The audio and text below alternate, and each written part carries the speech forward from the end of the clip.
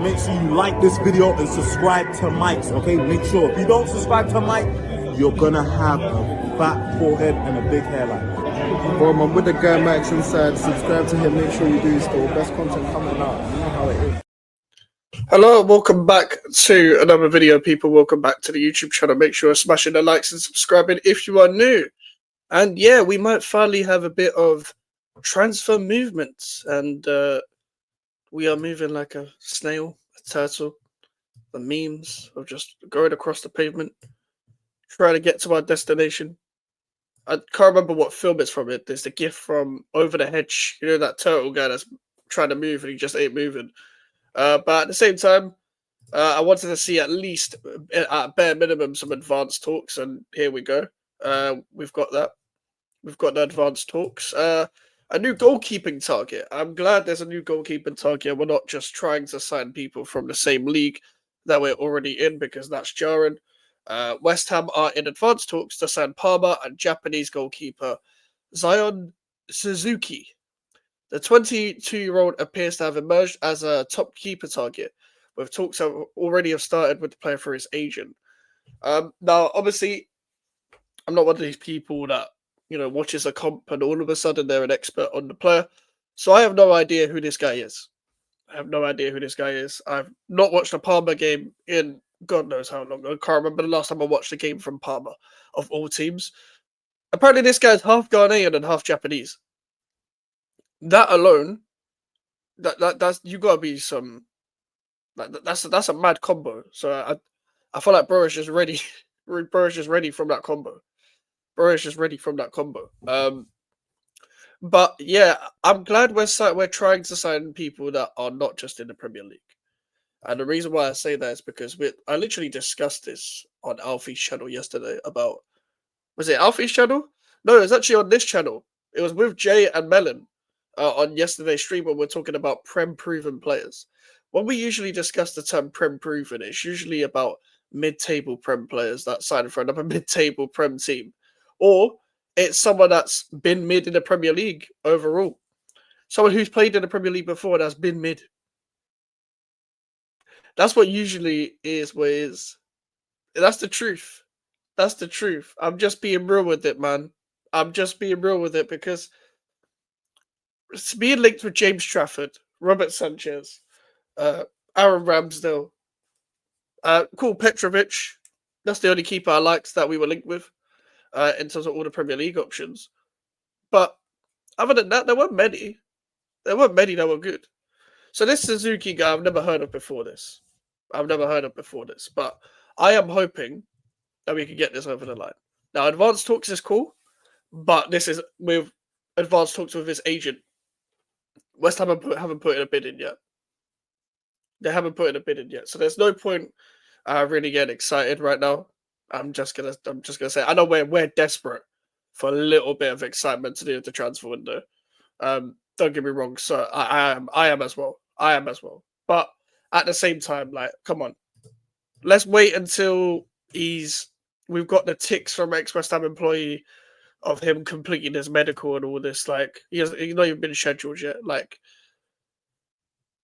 it's just jumping too far ahead. But at least we're looking at other options, because it looks like Sanchez is not someone that you can really just get from Chelsea at this current moment in time. Petrovic seems to be going to other places. He probably go back to Strasbourg, or Sunderland will be ambitious and get him. Ramsdale, God help us, and James Trafford is going to Newcastle. So what West Ham need to do more often when they've got transfer targets is, as soon as they miss out on said transfer target, move on quickly to the next one. Because what West Ham struggle with is West Ham have a couple of targets. If we can't get them, then we tried, or well, what did you want us to do? What we want you to do is scout and do your job.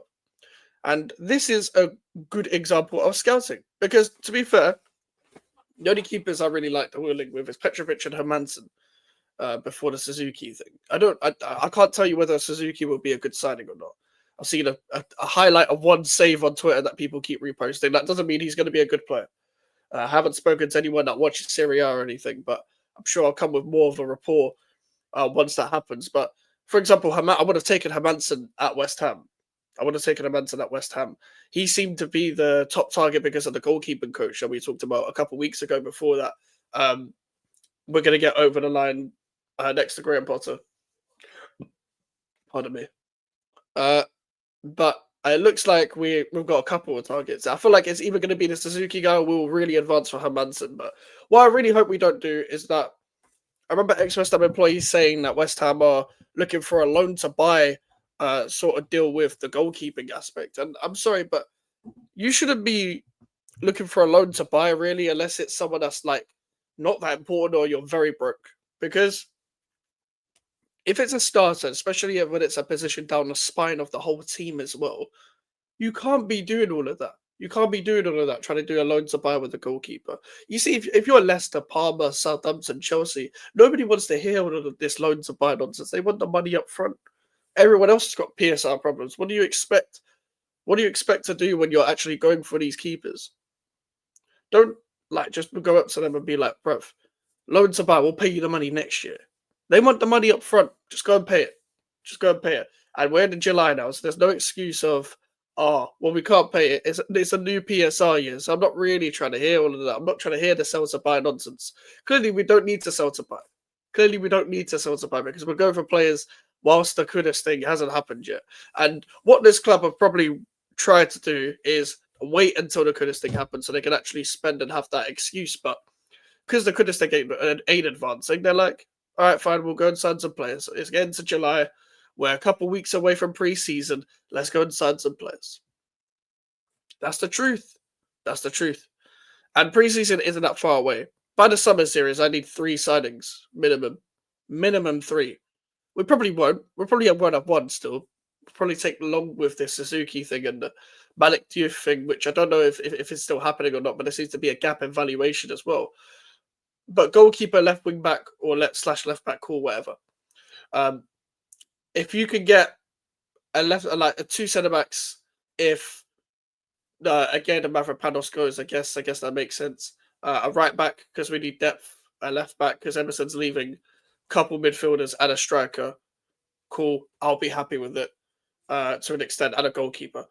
I'll be somewhat happy, but I still think we would have needed more players.